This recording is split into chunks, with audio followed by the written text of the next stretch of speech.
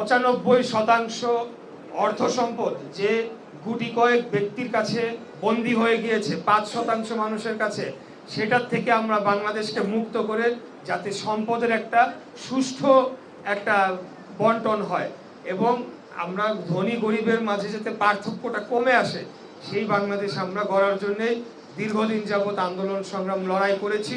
আমাদের এই আন্দোলন সংগ্রাম এবং আমাদের রাজনৈতিক সংগ্রাম সেটা চলমান থাকবে ইনশাআল্লাহ। আপনারা জানেন যে বিগত দিনে বাংলাদেশের স্বাধীনতা সার্বভৌমত্বকে হত্যা করে বাংলাদেশের গণতন্ত্রকে হত্যা করা হয়েছিল, বাংলাদেশকে একটা ভিনদেশী রাষ্ট্রের কাছে বিক্রি করে দেওয়া হয়েছিল। যেভাবে 1971 সালে আপনারা দেখেছেন একটি রাজনৈতিক দল অন্য একটি দেশের পক্ষ হয়ে বাংলাদেশের সাধারণ মানুষের বুকে গুলি চালিয়েছে, আমাদের মা বোনদেরকে ধর্ষণ করেছে। বাছাইকৃত লাল সরিষার দানা থেকে অত্যাধুনিক কোল্ড প্রেস মেশিনে তৈরি হয় প্রাণ সরিষার তেল, আসল ঝাঁঝে আসল স্বাদে। এবং বাংলাদেশের সাধারণ মানুষকে হত্যা করে এই পাকিস্তানি হানাদার বাহিনীর সাথে হাত মিলিয়েছিল।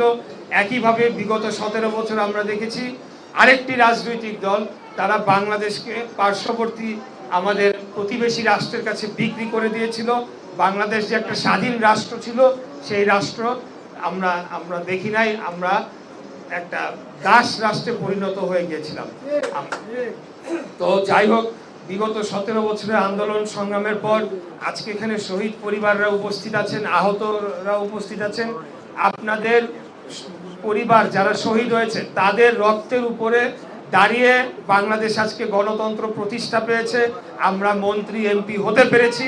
সেটার জন্য আমি আপনাদেরকে শুধু কৃতজ্ঞতা জানাইলে হবে না, আমি দোয়া করি যাতে যারা শহীদ হয়েছেন, যে কারণে তারা আন্দোলন সংগ্রামে রাজপথে নেমে এসেছিলেন, যে কারণে তারা শহীদ হয়েছেন, সেটা যাতে আমরা প্রতিদানটা দিতে পারি, বাংলাদেশকে একটা গণতান্ত্রিক স্বাধীন সার্বভৌম এবং দারিদ্র মুক্ত বাংলাদেশ হিসাবে আমরা গড়ে তুলতে পারি, সেটা মহান আল্লাহ তাআলার কাছে দোয়া করি।